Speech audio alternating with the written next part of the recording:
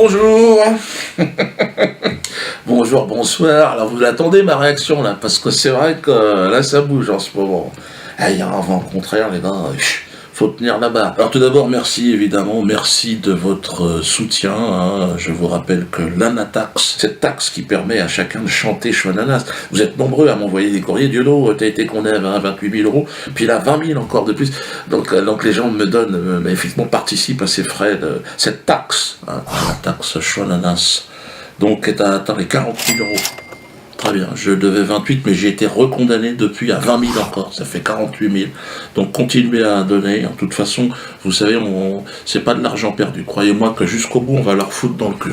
C'est formidable, l'élan de générosité qui se fait autour de ce projet. L'Anatax vous permet de chanter Chouananas dans votre voiture partout, chez vous. Endormez bien vos enfants. Et l'enfant s'endort. Pareil en voiture, pour éviter de dormir, chaud, ananas, ça a des vertus thérapeutiques. Par exemple, chaud ananas peut guérir les problèmes de ventre. J'ai des gens qui m'ont appelé, Dieudo, j'avais mal au ventre, j'ai chanté chaud ananas et c'est parti. Oui, je confirme. Pareil pour la migraine. Des gens m'ont dit aussi, j'ai retrouvé ma virilité en chantant chaud ananas. J'ai dit, c'est pas étonnant. Ça ne m'étonne pas. Parce que ça agit, Chouananas, sur la molécule N9. C'est une petite molécule qui est dans le bas cervelas. Et Chouananas, il y a une vibration qui fait qu'elle bouge. Et ça l'énerve, ça excite. C'est très bon. Les médecins vous le diront. Chanter Chouananas, c'est gagner beaucoup en respiration. Et plus vous m'aidez, évidemment, et plus on met le système en difficulté. Condamne-le maintenant, parce que le peuple de France va lui donner l'argent. Comment on fait ? Donc là, ils ne savent plus comment faire, à moins qu'ils me foutent tantôt. Je pense que c'est la seule solution. J'ai eu la sensation de n'être qu'un intermédiaire entre le peuple aujourd'hui et cette petite poignée de dirigeants esclavagistes. Donc le mouvement de la quenelle est arrive au sommaire. Là, on est au cœur de toutes les attentions. Télé, radio, presse, médias, tout. La quenelle. Ça n'est pas un geste d'extrême droite, c'est un geste propre à la mouvance Dieudonné qui fédère des gens provenant de tous les horizons politiques.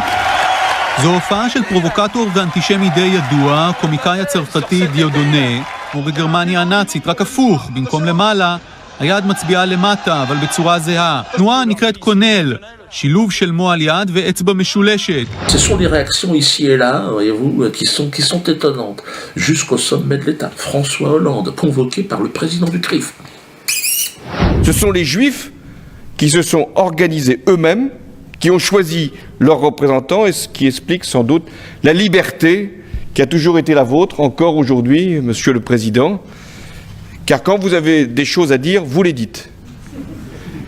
Et vous les dites librement, franchement, sincèrement, bruyamment.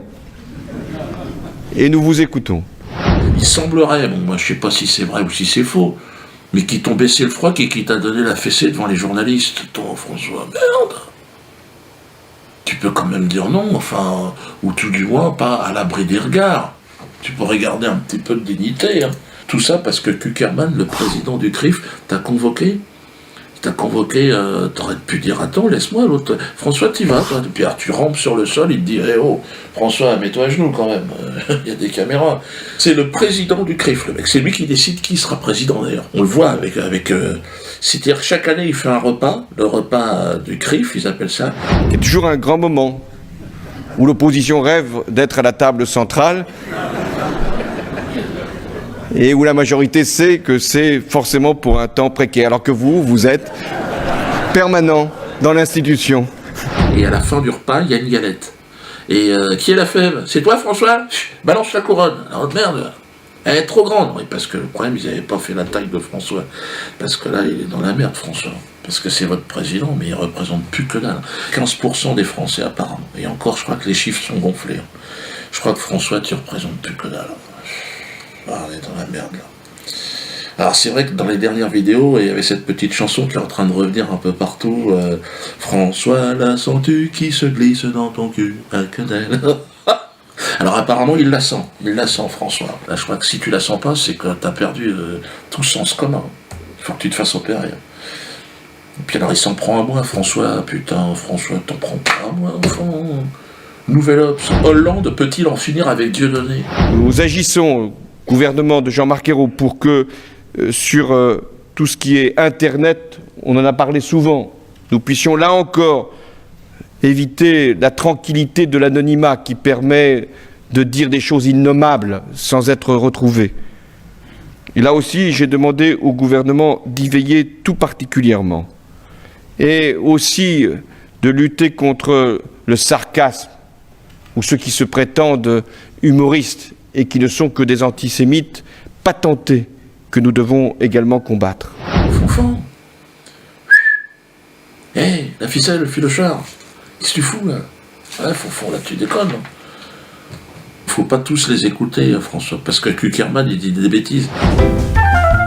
C'est le geste inverse du salut nazi. Les jeunes ne sont pas conscients du fait que ce qu'ils font est très proche du salut nazi, c'est juste l'inverse.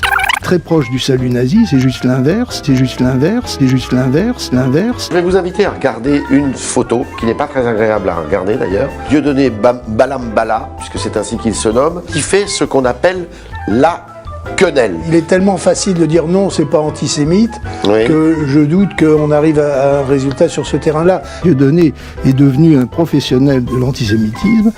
Il utilise sa réputation d'humoriste pour fabriquer de l'antisémitisme et le propager. Et c'est très inquiétant. C'est juste l'inverse. Moi, je vais l'attaquer de toute façon. Je l'attaque en justice.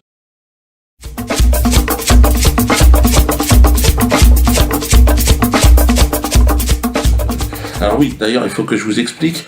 Il y a eu un dépôt de plainte avec constitution de partie civile contre monsieur Jakubowicz. Hein, donc la plainte, elle est là. Elle a été déposée par maître Stéphano et maître Mirabeau, mes avocats. Deux courageux avocats. Donc contre Jakubowicz, contre X, contre tous ceux qui... enfin, a priori, c'est la LICRA et Jakubowicz, hein, qui ont défini la quenelle comme un salut nazi inversé. Ça vient de son imagination à Jakubowicz. Hein. Donc il va falloir qu'il réponde devant les juges. Donc il est mis en examen. Et personne n'en parle. Pourtant, ils ont fait une dépêche à AFP. Hein. Donc, ils ont envoyé, comme ça se fait couramment, maître Mirabeau et Stéphano, alors qu'on parle de la quenelle un peu partout, ils ont envoyé leur dépêche à AFP. Et donc, ils expliquent pourquoi on porte plainte.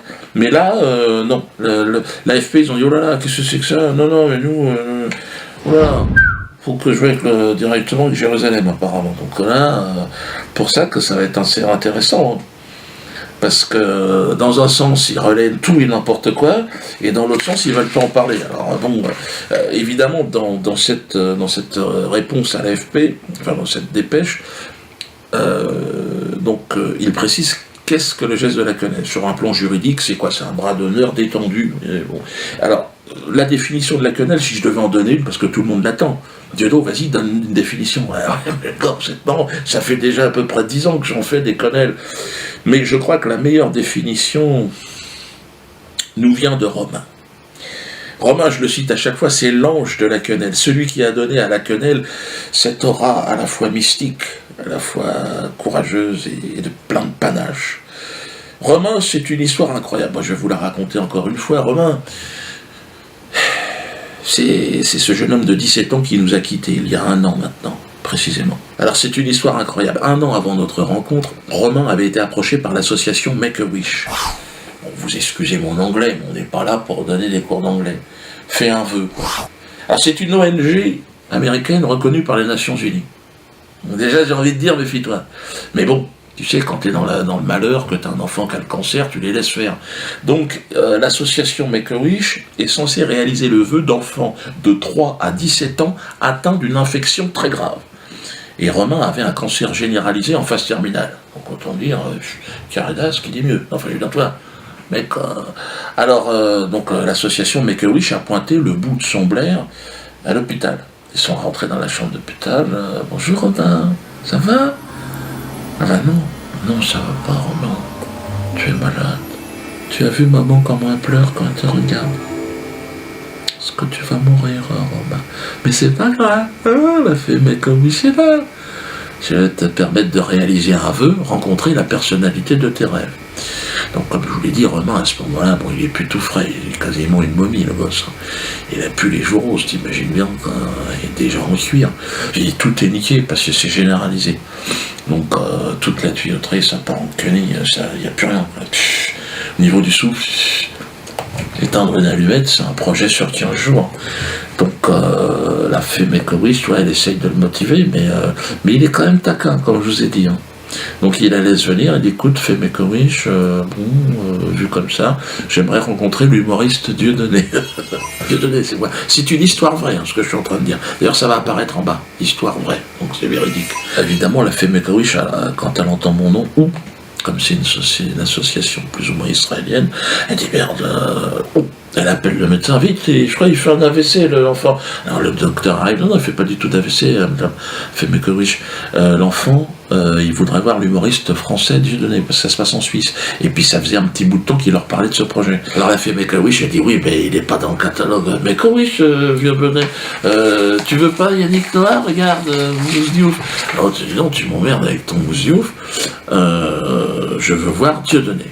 Et donc là, bon, elle est devenue verte, une sorcière. Elle lui a craché à la gueule, il paraît.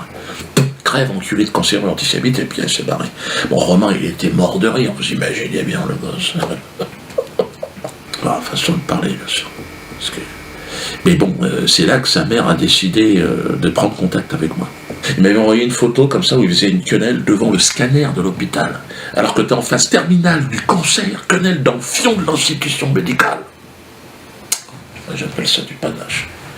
Et donc j'ai décidé de dédicacer mon film, le film que je sortais à l'époque, Métastase, un film, bon bref, qui reprenait aussi un sketch sur le cancer. Et donc j'invite Romain à l'avant-première. Je pensais pas qu'il allait pouvoir venir, il est venu, il est sorti de l'hôpital, il est venu avec sa mère. Donc voilà, je présente le film, hein, et puis je dis voilà, je le dédicace à Romain. Et là il s'est levé. Putain, 9 kg 77, putain. Avec ses deux petits poils irradiés sur le caillou. Ça a mis une ambiance dans la salle. C'est les gens étaient là, qu'est-ce qui se passe? Mais j'étais gêné, t'imagines. Ils étaient censés venir voir un film comique, pas assister à un décès, t'imagines bien quoi. Puis en plus, il était en phase finale terminale, ce qu'ils appellent. Les médecins, ils se lâchent au niveau de la chimio, ils savent pas ce qu'ils font. Alors ils te balancent de tout, quoi. Toi, huile de vidange, Schweppes. Tiens, elle est où la maillot de Smiley? Ben là, mets ça dans les tuyaux. Alors le gosse, il était fluorescent quand il est monté sur scène. Moi j'étais là, qu'est-ce qui se passe? Je suis pas formé, moi. Non, s'il avait fait un malaise et tout, tu vois, en voulant bien faire, j'aurais tout pété. Essaye de faire un massage cardiaque à une biscotte. Vas-y, vomis devant ton écran. J'ai pris une claque. J'ai compris où on en était. 25 ans de métier hein, sur scène, donc j'ai l'habitude.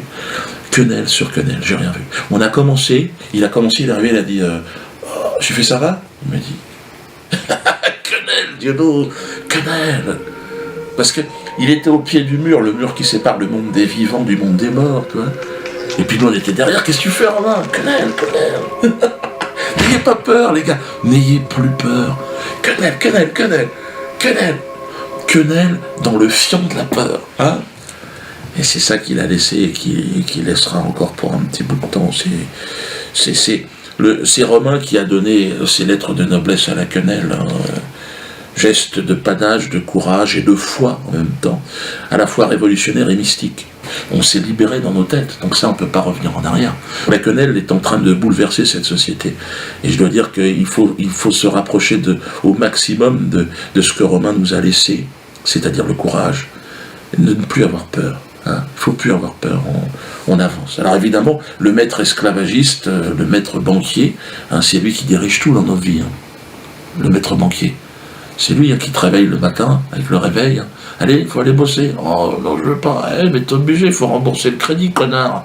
Donc vas-y, allez, va bosser. Non, je veux pas bosser. T'as loupé le métro. Ah ben voilà, marche, connard. Et alors t'arrives au boulot, allez, bosse. Tu veux manger? Non, bosse d'abord, bosse. T'as fini? T'es fatigué? Allez, rentre chez toi. Allez, vas-y, allume ta télé, baisse ta femme, mange. Consomme. Et si tu veux pas, t'es un mauvais esclave. Et le maître esclavagiste, il est même capable de dire raciste. T'es un raciste. Ah, bien sûr, pourquoi pas. Raciste, il y en a partout. Hein. Donc les gars, un mauvais esclave devient très vite un raciste. Donc c'est ça que j'ai remarqué. Donc rendez-vous à 18h au Théâtre de la Main-d'Or. Donc on va glisser des quenelles. On a des musiciens qui viennent maintenant. Oui, des quenelleurs musiciens, tous à visage découvert ou visage masqué. Vous faites ce que vous voulez. Mais sachez que la victoire est là. Elle est à une portée de main maintenant. Continuons et puis glissons des quenelles. N'hésitez pas aussi à les mettre sur vos Facebook. Mettez des quenelles partout. Qu'ils soient noyés de quenelles. Le maître esclavagiste, il est en panique. Vous le voyez. Et donc ils veulent nous terroriser. Et de manière complètement illégale. Vous vous souvenez du discours de Valls. Écoutez-le. Mes chers amis, ces tristes voix qui se déchaînent, qui transpirent la haine, et notamment sur les réseaux sociaux, nous devons les combattre. Et je l'ai déjà dit à de nombreuses reprises, à La Rochelle, où il y a encore quelques jours, à l'occasion d'un beau colloque où nous étions avec Christiane. Je pense aux propos de ce Dieudonné qui ne fait plus rire personne depuis bien longtemps. Il crache à la gueule en permanence, ce mec. Ouais, je serai l'ennemi de la République, mais réveille-toi, putain. L'ennemi de la République, mais c'est le chômage, c'est le travail, c'est la santé, c'est la sécurité, c'est pas l'humour. Enfin, t'es malade ou quoi? Vous êtes fous, les mecs. Alors là, il y a eu un piratage de mon site. Ils ont donné en pâture le nom de gens qui venaient faire des quenelles sur le site. Alors là, par contre, il n'y a pas de problème.